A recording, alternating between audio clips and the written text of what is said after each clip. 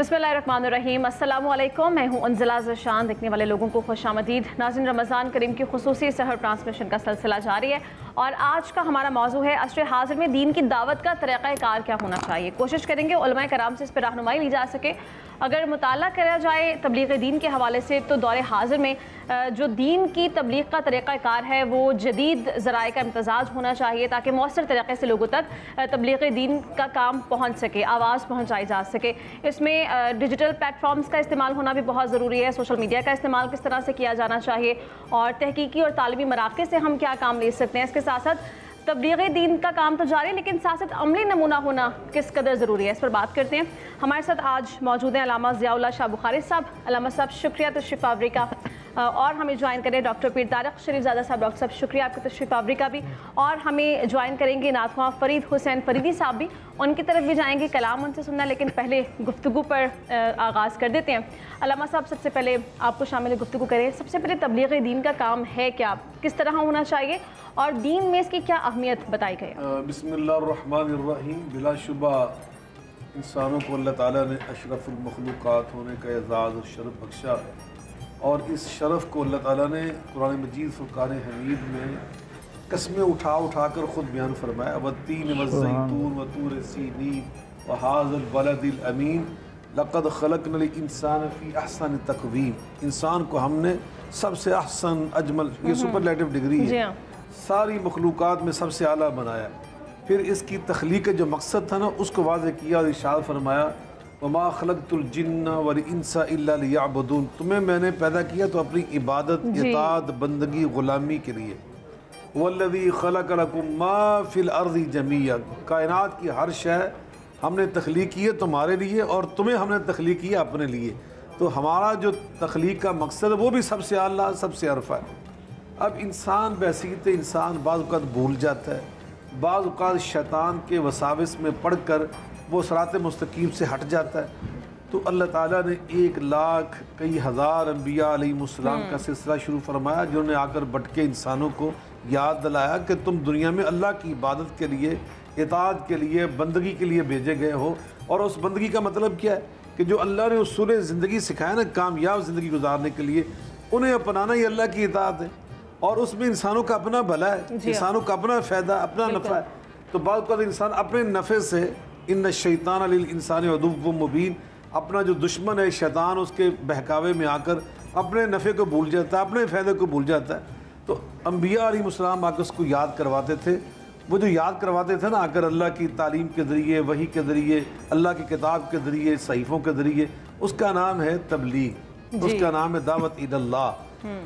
कुरान मजीद फ़ुरक़ान हमीद और ये सिलसिला नबूवत आकर नबी करीम रऊफ़ुर रहीम जनाब मोहम्मद मुस्तफ़ा अहमद मुज्तबा सल्लम तक जब पहुँचा तो अल्लाह ताला ने फरमाया कि मा काना मुहम्मदुन अबा अहदिम मिन रिजालिकुम वलाकिन रसूलुल्लाह व खातमुन नबिय्यीन व काना अल्लाहु बिकुल्लि शैइन अलीमा। अब ख़त्म नबूवत का ताज नबी पाक के सर मुबारक पे सजा दिया गया। अब क़यामत तक ये दावत और तबलीग का जो काम है ना, अल्लाह ताला फरमाते हैं अब नबी तो नहीं करेंगे, कुंतुम खैरा उम्मतिन उखरिजत लिन्नास तामुरून बिल मारूफ व तनहौना अनिल मुनकर व तु'मिनूना बिल्लाह। अब ये काम नबी पाक की उम्मत करेगी। जो अम्बिया अलैहिमुस्सलाम काम करते थे दावत का, तबलीग का, अब नबी पाक की निस्बत जलीला की बरकत से उम्मत मुस्लिमा करेगी। तो ये अहमियत है कि हमारे इस उम्मत का तो वजूद जो है ना उसका मकसद ही बुनियादी वो तबलीग है, दावत है। अब तबलीग कैसे हमने करनी है, जैसे आपने प्लेटरों में बड़े खूबसूरत बातें इरशाद फरमाई। एक तो ये कि हमने अल्लाह की जो वही है ना जिसका नाम कुरान मजीद फ़ुरक़ान हमीद, अल्लाह की वही जिसका नाम है नबी पाक सल्लल्लाहु अलैहि वसल्लम की हदीस पाक, अल्लाह की वही कि जो ऊपर अमल है प्रैक्टिकल तौर पर नबी पाक की सीरत मुस्तफ़ा का उसमें हसना, हमने इसको लोगों के सामने पेश करना है। अब पेश कैसे करना है, ये जो तरीका जिसकी तरफ आपने निशानदेही की कि हमें उसके लिए मॉडर्न जो ज़राए हैं आज के वो भी अपनाने चाहिए, डिजिटल ज़रिया, दूसरे ये हम अभी ये सब जो कुछ कर रहे हैं, हम मीडिया के ऊपर बैठे हुए हैं, ये भी तबलीग का एक ज़रिया है। तो ये जो ज़राए हैं ना तरीक़ाकार, इसके बारे में इस्लाम ने हमें बड़ी वुसअत अता की है। इस्लामी तालीमात में इसके ऊपर कोई पाबंदी नहीं कि आपने ये तरीका अपनाना है, ये तरीका नहीं अपनाना। जो तरीका बुनियादी तौर पर किताब और सुन्नत की तालीमात से मुतसादब नहीं, खिलाफ नहीं, कोई उसके अंदर शरीक कबाहत नहीं, उसको अपनाना ये तो हमें इस्लाम ने इसकी खुद तरगीब दी है, जिम्मेदारी दी है। नबी करीम अलैहिस्सलातु वस्सलाम तशरीफ फरमा آپ نے اس دور میں واز بھی کیا، یہ بھی ایک طریقہ تھا، خطبے دیے، آپ نے تقاریر ارشاد فرمائی، آپ نے کلاسیں قائم کی، آپ نے تدریس فرمائی، تعلیم دی، آپ وہاں تشریف لے کر گئے، اس قبیلے کے پاس تشریف لے کر گئے، تو جہاں جہاں اس دور میں جو بڑی بڑی منڈیاں ہوتی تھیں، نمائشیں ہوتی تھیں، آپ اس میں تشریف لے جاتے تھے، قبائل کے پاس جاتے تھے، تو یہ ذرائع تھے اس دور کے۔ پھر آپ نے خطوط لکھے، مکاتیب لکھے بڑے بڑے سربراہوں کے نام، یہ جو خطوط کے ذریعے آپ نے ان کو تبلیغ فرمائی، تو یہ بھی تبلیغ تھی۔ اور اس دور میں ایک آپ نے خط لکھا نا کسریٰ کے نام، ایک کیسر کے نام، جو اس دور کی بڑی سپر پاوریں تھی۔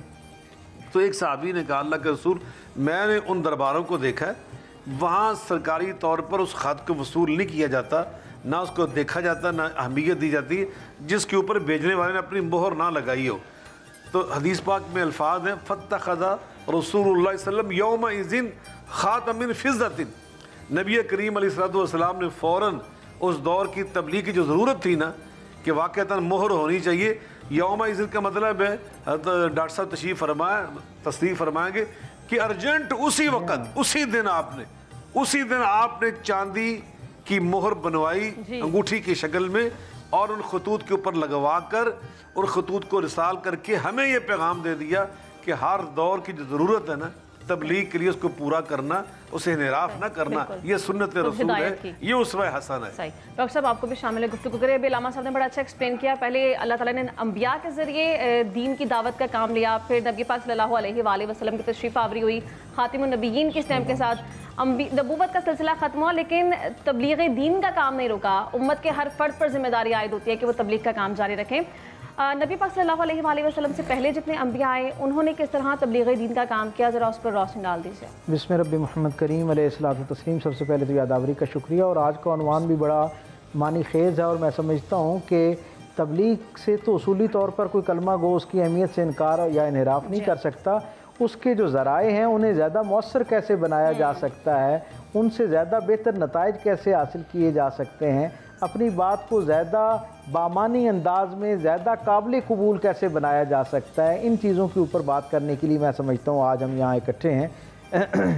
جیسا کہ آپ نے خود سوال کیا، اور ابتدائیے میں قبلہ شاہ صاحب نے کیا کمال انداز میں اس کا پس منظر بیان کیا کہ یہ وہ ایک الہی ذمہ داری ہے جو مخلوق کی طرف پروردگار عالم نے پہلے ذی نفس جو ہے اس سے گویا یہ ذمہ داری عطا کی ہے، اور یہ میں سمجھتا ہوں کہ پروردگار عالم کے مان لینے اور اس کے شعور پانے کی جو نعمت ہے اس کا یہ تقاضا ہے کہ اس نعمت میں باقی لوگوں کو بھی فیضیاب کیا جائے۔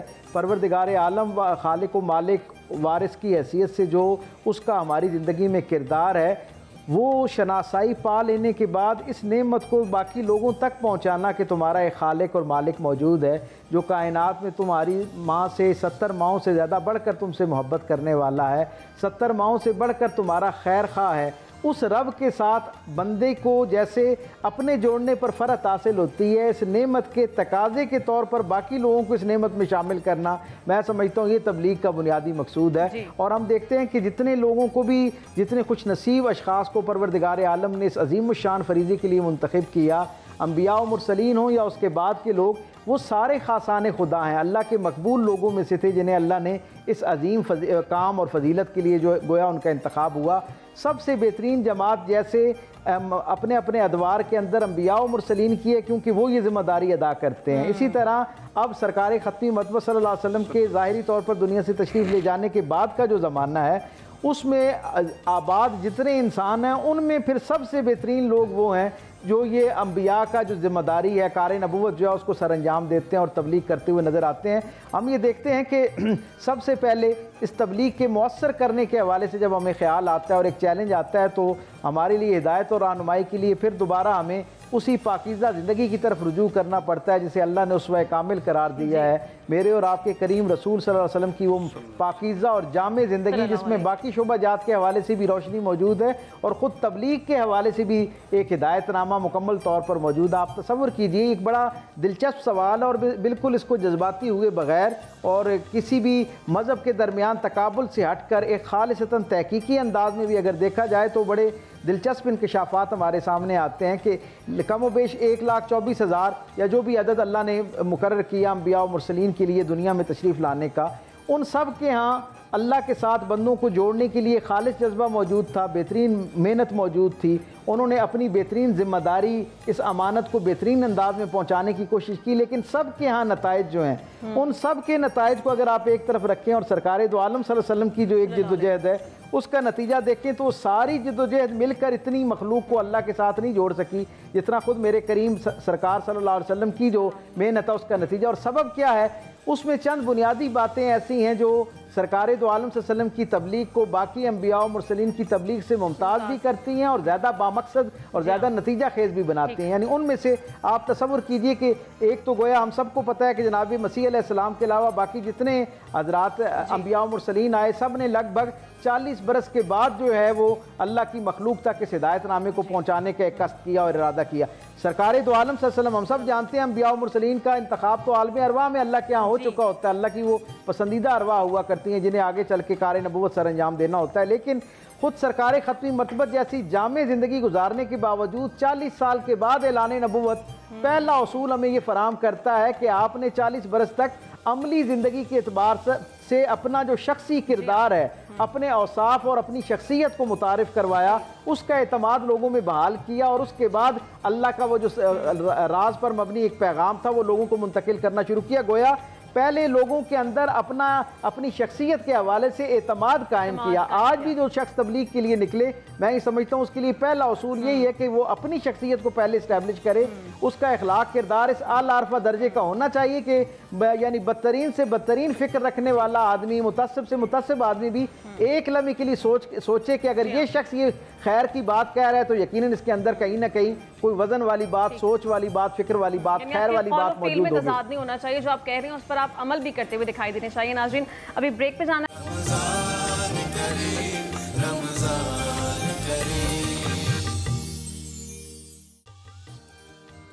ویلکم بیک ناظرین، گفتگو کا سلسلہ آگے بڑھاتے ہیں۔ علامہ صاحب ابھی ہم نے بڑا ڈیٹیل گفتگو کی، آپ نے بڑا اچھا ایکسپلین کیا، ڈاکٹر صاحب نے بھی بتایا کہ کس طرح انبیاء کی جانب سے تبلیغ دین کا کام جاری رہا۔ نبی پاک صلی اللہ علیہ وآلہ وسلم کے بعد خلافت راشدہ کا ذکر ابھی بہت ضروری ہے کہ چاروں ادوار میں ہم نے کس طرح دیکھا کہ صحابہ کرام نے نبی پاک صلی اللہ علیہ وآلہ وسلم کی بنائی ہوئی پالیسیز اور اسٹریٹجیز پر اسی طرح عمل کیا کہ تبلیغ دین کا کام بھی اسی طرح جاری رہا۔ تو ان سے سیکھتے ہوئے کیا ہمیں سبق ملتا ہے؟ دیکھیں اللہ تعالیٰ نے خود قرآن مجید فرقان حمید میں اپنے محبوب کریم علیہ الصلوۃ والسلام کی وسادت مبارکہ سے قیامت تک آنے والے ہر مبلغ کو تبلیغ کا طریقہ کار سکھا دیا ہے۔ ارشاد فرمایا ادعو الی سبیل ربک بالحکمۃ والموعظۃ الحسنۃ وجادلہم باللتی احسن۔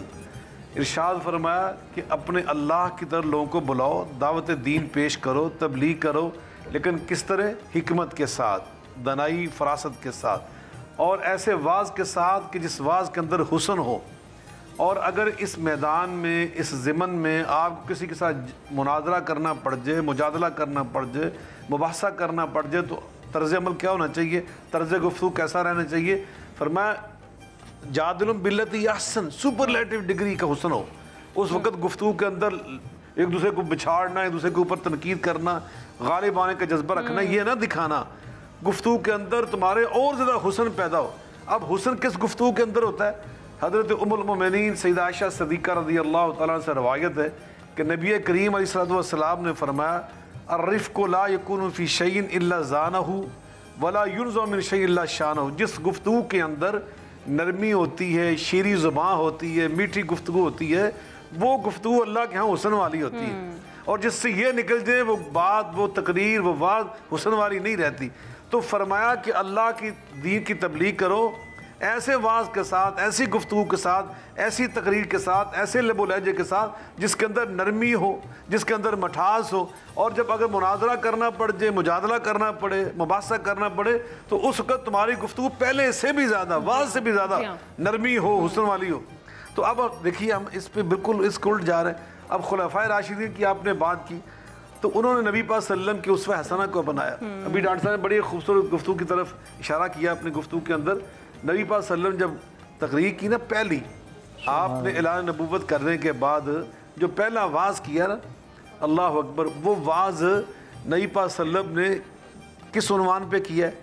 صفا پہاڑی نبی پاک کا سب سے پہلا سٹیج بنا ہے، سب سے پہلا ممبر وہ صفا پہاڑی کو اللہ نے اعزاز بخشا۔ اور آپ نے گفتگو سب سے پہلے کیا کی؟ फरमा कद लबिस्तु फीकुम उमरन मिन क़ब्ली। सुभान अल्लाह। नबी पाक ने सीरत मुस्तफ़ा पे तकरीर की सबसे पहले। सबसे पहली जिस उन्वान पे आपने गुफ्तगू की वो उसवा हसना पे सीरत मुबारका के ऊपर है। इसलिए अल्लाह ने कुरान पर फरमाया हुवल्लज़ी अरसल रसूलहु बिल हुदा व दीनिल हक़ लियुज़हिरहु अला दीन कुल्लिही।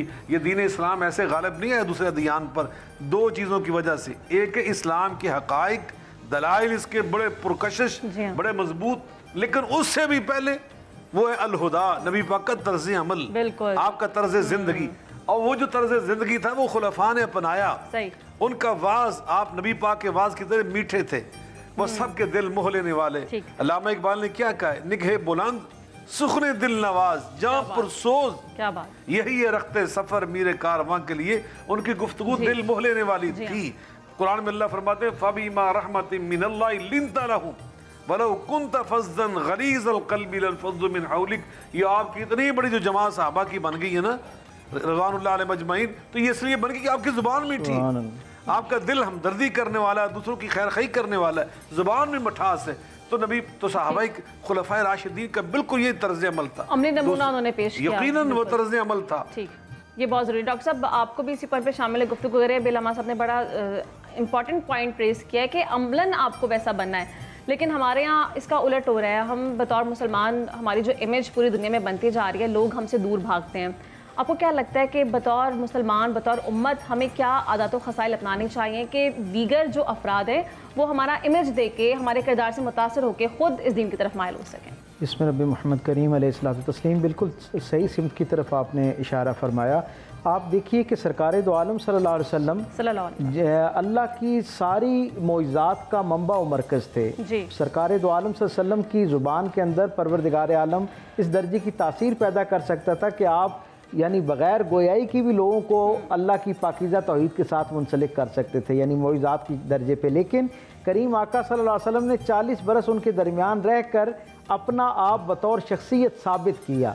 और फिर जैसे किबला शाह साहब ने उस पहला दावतनामा जो है, पहली दावत और पहला वो जो इज्तिमा है, उससे खिताब के दौरान रसूलुल्लाह सल्लल्लाहु अलैहि वसल्लम ने पहली बात उनसे क्या की कि मैंने तुम्हारे अंदर इतना वक्त गुजारा है, तुम्हारी मेरे बारे में क्या राय है। और फिर एक मिसाल से उनसे पूछा कि अगर मैं कहूँ कि दुश्मन पीछे से हमला कर रहा है तो तुम्हारा इस पर क्या रद्द अमल होगा। तो सीरत निगारों ने लिखा कि जवाब देना तो बात का मरला है, कई सरदारान कुरैश ने एड़ियों के बल आगे होके देखना शुरू कर दिया। यानी रसूलुल्लाह सल्लल्लाहु अलैहि वसल्लम के गुफ्तार और किरदार पर इतना यकीन था अहले मक्का को कि अगर रसूलुल्लाह सल्लल्लाहु अलैहि वसल्लम फ़र्ज़ कायम करते हुए भी कोई बात समझाने के लिए बयान कर रहे हैं तो उसके अंदर भी हकीकत मौजूद होगी। यानी इस दर्जे का यकीन था हुजूर के किरदार के ऊपर। दूसरी बात, इखलाक और किरदार से अगला दर्जा जो है, मैं ये समझता हूँ हिकमत के साथ साथ फिर आपके अंदर जो एक जज्ब करने की सलाहियत है, बर्दाश्त करने की सलाहियत है, वो भी एक मुबल्लिग की शख्सियत का बुनियादी उनसर हुआ करता है। तसव्वुर कीजिए मेरे करीम आका सल्लल्लाहु अलैहि वसल्लम की मजलिस का मंजरनामा कि एक उकाशा नाम का यहूदी हकीम मौजूद है, मदीना के नवा में रहता है और मुतअस्सिब यहूदी है, सरकार दो आलम और आपके पैगाम से इंतहा दर्जे का तासुब रखता है और लोगों को आपके बारे में गुमराह करने की कोशिश करता है। तसल्सल के साथ लोगों का दिल आपकी तरफ से मैला करने के लिए जो है वो हर वक्त दरपे रहता है। रसूलुल्लाह सल्लल्लाहु अलैहि वसल्लम के यहाँ कम बेश ज़माना अमन में रोज़ाना की बुनियाद पर आता है और 9 बरस तक हुजूर के यहाँ रोज़ाना आता रहा। अबू कुहाशा लगभग 9 बरस रोज़ाना, यानी जिस दिन रूटीन की एक्टिविटी को मक्के से मदीने से बाहर नहीं है या कोई मुहिम दरपेश नहीं है, उसने आ जाना है। और असहाब कहते हैं कि उसके आने का हमारी तबीयतों पर इतना यानी गिरां वो गुजरता था कि हमें अंदाज़ा कि ये आ रहा है तो अब आके सरकार दो आलम सल्लल्लाहु अलैहि वसल्लम का वक्त बर्बाद करेगा। असहाब कहते हैं कि उसने आके बैठना और सवाल करना शुरू करना तो हमें अंदाज़ा होता कि इस सवाल के बाद अब ये रोज़ाना की बुनियाद पे अब दूसरा सवाल ये वाला करेगा, तीसरा ये करेगा। तकरार के साथ इतने बरस तक रोज़ाना सवाल करता रहा, कज बहसी करता रहा। और मेरे करीम आका का तर्ज अमल ये है कि रोज़ाना उसके हर सवाल को इतनी इनफरादी तवज्जो के साथ सुनते हैं गोया आज पहली दफ़ा उस सवाल को सुन रहे हैं और पहली दफ़ा उसका जवाब दे रहे हैं। इस अंदाज में, इस मोहब्बत और पेशेंस के साथ, इस बर्दाश्त के साथ हुजूर सुनते हैं। और अगला मंजरनामा क्या है, 9 बरस के बाद फतेह मक्का हो चुकी है, दीन एक स्टेट रिलीजन के तौर पे रियासत मदीना कायम हो चुकी है, इसके बावजूद उसके ऊपर कोई बार और बोझ नहीं कायम किया जाता कि वो ज़बरदस्ती कलमा पढ़े और मुसलमान हो जाए। इसी तर्ज के साथ वो उसने अपना मामूल जारी रखा हुआ और एक दिन हद कर देता है कि उस मजलिस से उसी तरह तमस्कुर उड़ाता हुआ उठता है और उठ के मस्जिद नबी का वो जो कच्चा सहन है उसके अंदर जाता है اور سرکار دو عالم صلی اللہ علیہ وسلم کی طرف اپنا منہ کر کے گویا قبلی کی طرف منہ کر کے وہ وہاں مسجد نبوی کے صحن میں پیشاب کر دیتا ہے۔ میرے کریم آقا صلی اللہ علیہ وسلم کے اصحاب اس کو دیکھتے ہیں اور وہ غیرت کے ساتھ اس کی طرف لپکنے لگتے ہیں، تو رسول اللہ صلی اللہ علیہ وسلم سب کو حکماً منع کر دیتے ہیں، خود باہر جاتے ہیں اور جو ریت گیلی ہوئی ہوتی ہے اس کے ارد گرد خشک ریت کو اٹھا کر اس پر برابر کر دیتے ہیں، دوبارہ واپس اندر آتے ہیں۔ اور سیرت نگاروں نے لکھا کہ سرکار جب اندر تشریف لائے نا تو حضرت عمر فاروق جو ہیں وہ غیرت اور حمیت کا استعارہ بنے ہوئے مسجد نبوی کی کچی دیواروں کے اوپر اپنی تلوار مار رہے تھے اور غصے میں کہتے ہیں کہ اے اللہ کے رسول، آپ نے اس گستاخ کو ہماری تلوار سے کیوں بچایا، ہمیں کیوں نہ اس سے حساب برابر کرنے دیا؟ تو میرے کریم آقا صلی اللہ علیہ وسلم کا جواب ذرا سنیں۔ رسول اللہ صلی اللہ علیہ وسلم نے فرمایا، اے عمر، کیا تم میں سے کوئی شخص اللہ اور اللہ کے پیغام کے معاملے میں مجھ سے بڑھ کر غیرت مند ہو سکتا ہے؟ جیسی حضور نے یہ بات کی تو سب کا جلال جو وہ ٹھنڈا ہو گیا، اور پھر حضور نے فرمایا کہ میں نے صرف اس لیے اس کی طرف، میرا دل بھی یہ کر رہا تھا کہ میں اسے سبق سکھاؤں، لیکن میں اس لیے آگے نہیں بڑھا کہ اس کی داڑھی میں میری داڑھی سے زیادہ سفید بال موجود ہیں۔ یعنی تصور کریں اکرام آدمیت کس درجے پہ ہے اس دین کو پھیلانے کے حوالے سے۔ یہ فکرہ مکمل ہوتا ہے اور تاریخ دیکھتی ہے کہ وہی آدمی جو ہے ابو قواشہ نام کا یہودی جو ہے مسجد نبوی کے اندر دوبارہ داخل ہوتا ہے اور وہ کہتا ہے کہ میں پہلے دن سے جان گیا تھا کہ آپ ایک اعلیٰ ظرف انسان ہیں، لیکن آج جس طرح کی محبت کا، شفقت کا آپ نے اور برداشت کا مظاہرہ کیا ہے یہ کسی عام مبلغ یا تبلیغ کرنے والے کا نہیں ہو سکتا، یقیناً یہ کسی خدا رسیدہ نبوت کا حامل نبی جو ہے اس کا ہو سکتا ہے۔ سو مجھے اس دامن رحمت میں پناہ دیجیے۔ تو یہ اسوہ ہے برداشت کا جو حقیقی معنوں میں تبلیغ کے تقاضوں کے طور پر ہے۔ کردار کی اصل طاقت بھی ہے کہ آپ ایسا کردار اپنائیں کہ لوگ دیکھ کے خود آپ کو مائل ہو سکے۔ ناظرین، ہمیں چھوٹی سی بریک پہ جانا ہے، پھر آپ کو دوبارہ جوائن کرتے ہیں، ہمارے ساتھ رہیے۔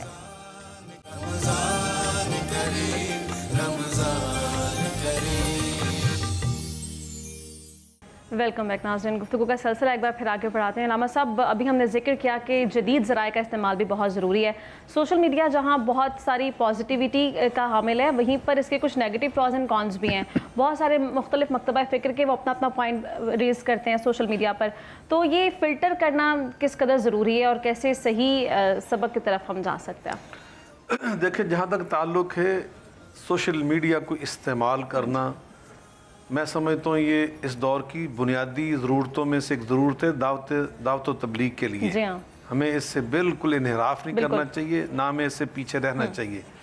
میں بالکل ان لوگوں کی ان چیزوں سے اتفاق نہیں کرتا کہ جو یہ ذرائع شروع ہوتے ہیں تو وہ پہلے اس کے خلاف ہی ہوتے ہیں اور کئی سال اس پہ قوم کے ضائع کر دیتے ہیں۔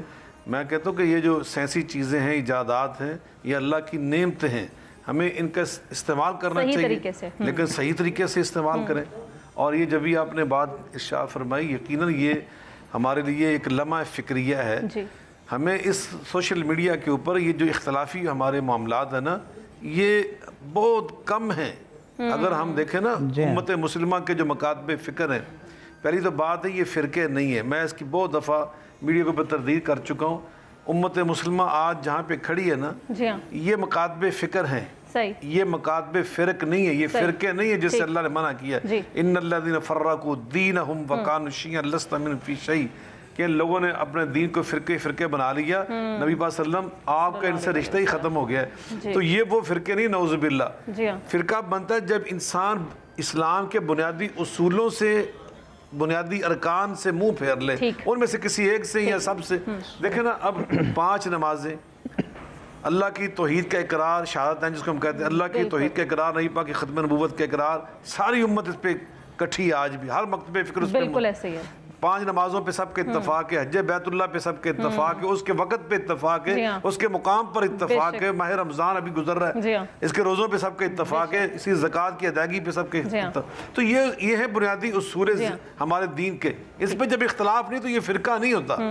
سب جب متفق ہیں تو باقی ہیں ہمارے فقہی مسائل، ان کے اندر جو جزیات میں اختلاف ہے، اس سے ہمارے لٹریچر میں وسعت پیدا ہوئی ہے۔ وہ اختلاف الادلہ ہے، اس کے اسباب کہ دلائل مختلف ہیں، بعض کو دلیل ایک ہی ہوتی ہے، اس کے مفہوم میں اختلاف ہوتا ہے۔ اس لیے ان چیزوں سے ہمیں نہ تنگ دل ہونا چاہیے، دوسروں کے بارے میں ہمیں حسن ظن رکھنا چاہیے۔ نبی کریم علیہ السلام فرماتے ہیں اذا اجتہد مجتہد فاصاب فلہ اجران وان اخطا فلہ اجر واحد۔ میری امت کے مجتہد جب اجتہاد کریں گے، اللہ کے ہاں ان کا اجتہاد درست ہوا تو فرمایا ان کو ڈبل اجر ملے گا، ایک اجتہاد کرنے کا، ایک درست اجتہاد کرنے کا. وَإِنْ أَخْطَأَ اگر ان کے اجتہاد میں غلطی ہو گئی, مثلا کوئی دلیل کو سمجھنے میں غلطی ہو گئی, دلیل کو منظم کو کسی چیز کے اوپر لاگو کرنے میں غلطی ہو گئی, استخراج میں غلطی ہوگی, تحقیق میں غلطی ہوگی, لیکن انہوں نے اجتہاد تو کیا ہے, تو اجتہاد کرنے کی وجہ سے غلطی ہونے کے باوجود ان کو ایک اجر پھر ملے گا. وہ گناہ گار نہیں ہوں گے, وہ دائرہ اسلام سے نکل نہیں جائیں گے, بلکہ اللہ کے ہاں وہ معجور ہیں, اجر ان کو مل رہا ہے. تو اس لیے یہ جو چیزیں نا آج ہمارے سوشل میڈیا کے اوپر, سچی بات یہ وہ لوگ یہ انہوں نے یہ انداز اختیار کیا ہوا ہے کہ جس طرح یوں لگے کہ اس امت کے اندر تو اتحاد ہی نہیں, اتفاق ہی نہیں. اب دیکھیں 100% جو چیزیں 100 چیزوں میں سے اگر 95 چیزوں پہ ہمارا اتحاد ہو اور بنیادی چیزوں پہ اتفاق ہو, اور 5 چیزیں مختلف ہیں, یا شرع میں اختلاف ہے, یا کسی معنی کے تعین میں اختلاف ہے, تو اس اختلاف پر نہ ہمیں اپنے تنگ دل ہونا چاہیے, دوسروں کے بارے میں اچھا گمان رکھیں, دوسروں کے بارے میں اچھا ذہن رکھیں. آپ مجھے یہ بتائیں, اب نماز ہم پڑھتے ہیں, نماز پڑھنے کے ہمارے طریقے الگ الگ ہیں, لیکن آپ ہر ایک کے سر پہ قرآن رکھ کر پوچھیں, حلف لے کے پوچھیں کہ بتلائیے آپ جس انداز سے نماز پڑھ رہے ہیں کیوں پڑھ رہے ہیں, ایمان سے بتلائیے, تو کیا جواب دے گا؟ وہ یہی جواب دے گا کہ میں نبی پاک صلی اللہ علیہ وسلم کا طریقہ یہ سمجھتا ہوں. اب میرا اور ڈاکٹر صاحب کا اتنا پیار ہے, لیکن میرا اور ان کا نماز پڑھنے کا اختلاف ہے, ان کا طریقہ اور ہے, میرا اور ہے. اب مجھ سے کوئی پوچھے, میں حلفاً کہتا ہوں کہ میں نبی پاک صلی اللہ علیہ وسلم کا طریقہ سمجھ کے پڑھ رہا ہوں. یقیناً ڈاکٹر صاحب سے پوچھ رہے ہیں, یہ بھی حلف اٹھا کے کہیں گے کہ میں اس لیے اس انداز سے نماز پڑھ رہا ہوں کہ ان کی تحقیق کے مطابق دلائل کے سامنے جو ہیں ان کی بنیاد پہ یہ کہتے ہیں نبی پر اس طرح پڑی تھی. اب اللہ کے ہاں ہمارا جذبہ دیکھا جائے گا, میرا جذبہ بھی اتباع مصطفیٰ ہے, ان کا جذبہ بھی اتباع مصطفیٰ ہے, دنیا کے ہر مسلمان کا یہی جذبہ ہے. تو جب یہ جذبات ہیں ہمارے, تو ہم تو جذبے پہ متفق ہیں, طریقہ کار میں اختلاف ہے. یہ پاور ہی نہیں ہے کہ ہم یہ اندازہ لگا سکیں کہ اللہ تعالیٰ کے ہاں کس کا عمل زیادہ. اس لیے سوشل میڈیا پہ جو اختلافات اچھالے جاتے ہیں نا, یہ کوئی اختلاف پہلی دفعہ یہ بنیادی اختلاف ہی نہیں ہے, یہ چھوٹے چھوٹے اختلافات ہیں فقہی, اور ان کو ابھارنے کی بھی ضرورت نہیں ہے. یہ ان کی جگہ ہی نہیں ہے, ان کی جگہ ہے تدریس کا مقام, افتاء کا مقام, ادھر رکھیں. سوشل میڈیا پہ اخلاقیات کو بیان کریں, اسلام کے بنیادی چیزوں کو بیان کریں, محاسن اسلام کو بیان کریں, اسلام کی وسعت کو بیان کریں, اسلام کے عالمگیر ہونے کو بیان کریں. وہ بہت ساری چیزیں بیان کرنے کی. ڈاکٹر صاحب آپ اس چیز پہ روشن ڈال دیجیے کہ دور حاضر میں یا پہلے بھی ہم نے دیکھا کہ تبلیغ دین کا کام صرف مرد حضرات تک محدود کیا گیا. آپ کیا سمجھتے ہیں, خواتین کیا اس ذمہ داری سے بالکل دستبردار ہیں؟ اگر ان پہ ذمہ داری عائد ہوتی ہے تو وہ کس طرح اس پر کردار ادا کرتے ہیں؟ بہت معذرت کے ساتھ اور بڑے ٹھنڈے دماغ سے میرا جواب سنیے گا.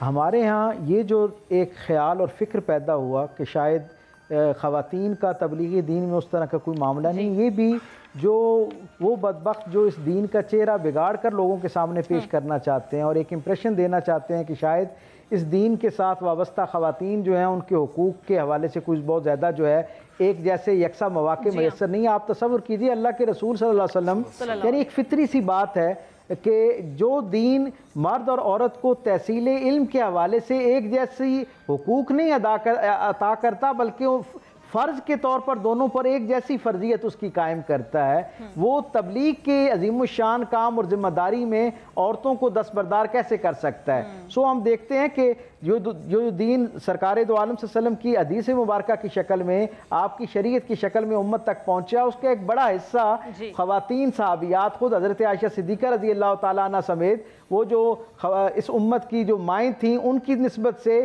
سرکار دو عالم صلی اللہ علیہ وسلم کے زمانے کی صحابیات کی نسبت سے ایک بڑا حصہ دین کا جو ہے وہ امت تک پہنچا اور امت کے لیے وہ ہدایت اور رہنمائی کا ذریعہ بنا ہے. سو پہلی بات تو یہ ہے کہ ہر دور میں ہی اس کی اتنی اہمیت تھی, اور فی زمانہ میں یہ سمجھتا ہوں کہ خواتین کے حوالے سے جتنا سوشل میڈیا ہو یا مین سٹریم میڈیا ہو, بڑی دیانتداری سے اس کا اعتراف کرنا چاہیے کہ عمومی مسائل پر اور جو مردوں کی جو ایک عملی زندگی ہے اس کے حوالے سے زیادہ گفتگو ہوتی ہے, اور خواتین کے موضوعات پر میں سمجھتا ہوں ابھی اتنی بات نہیں ہوتی جتنی بات ہونی چاہیے. سو اس کی حوصلہ افزائی ہونی چاہیے, اور جو مرد سکالرز ہیں انہیں بھی اس پر بات کرنی چاہیے, اور خود خواتین کو بھی تحصیل علم کے جذبے کے ساتھ دین کو سیکھنا چاہیے, اور سیکھنے کے بعد دین کا جو حقیقی پیغام ہے اس کو باقی خواتین تک پہنچانے کی سبیل پیدا کرنی چاہیے. میں یہ سمجھتا ہوں اس وقت آپ کا یہاں بیٹھا ہونا بھی خواتین کی نمائندگی کرتا ہے, اور اس سوال کرنے اور جواب لینے کا یہ جو عمل ہے یہ بھی یقیناً درس و تدریس کا عمل ہے اور تبلیغ کا عمل ہے, اس کی حوصلہ افزائی ہونی چاہیے. اور جہاں تک جیسے شاہ صاحب نے فرمایا آپ ایک تصور کیجئے کہ جتنے لوگ، جیسے ابھی انہوں نے نماز کی مثال دی، یقین مانے پوری امت میں ظاہری طور پر کسی بھی عمل، ایون نماز پڑھنے کے حوالے سے عمل میں ظاہری کتنا اختلاف نظر آ رہا ہو، لیکن ان سب کے درمیان ایک جذبہ جو ہے وہ مشترک چیز ہے، اور وہ جذبہ جیسے شاہ صاحب نے فرمایا کہ ہر شخص جو جس انداز میں بھی پڑھ رہا ہے حقیقت میں وہ سرکار دو عالم صلی اللہ علیہ وسلم کے فرمان کی روشنی میں ہی اس اللہ کا جو حکم نامہ ہے اس کو پورا کر رہا ہے. سو ہم سب کا قبلہ درست ہے، ہم سب کی عقیدتوں کا منبع و مرکز سرکار دو عالم صلی اللہ علیہ وسلم کی ذات والا صفات وہ آپس میں مشترک ہے. اور سچی بات یہ کہ یہ جو سوشل میڈیا ہو یا مین سٹریم میڈیا ہو، اس پر وہ جو 95% چیزیں آپس میں مشترکات ہیں ان پر کتنی بات ہوتی ہے، اور وہ جو 5% اختلاف رائے ہے اسے مخالفت بنا کر اور دشمنی بنا کر کتنا پیش کیا جاتا ہے، اسی سے اندازہ ہو سکتا ہے کہ اس کا کتنا مس یوز ہو رہا ہے. سو اسے استعمال کرنی اور اس کی اہمیت سے کوئی انکار نہیں کر سکتا، لیکن اثر نو اس کی ترتیب جو ہے وہ متعین کی جانی چاہیے، اور اسے خیر کا اور رسول اللہ صلی اللہ علیہ وسلم کے اس لائے ہوئے پاکیزہ پیغام کی جو خوبیاں ہیں ان کے ابلاغ کا ذریعہ اور وسیلہ بنانا چاہیے. ناظرین، ابھی ٹرانسمیشن کا وقت اپنے اختتام کو پہنچا، آپ سے ملاقات کریں گے انشاءاللہ وقت افطار.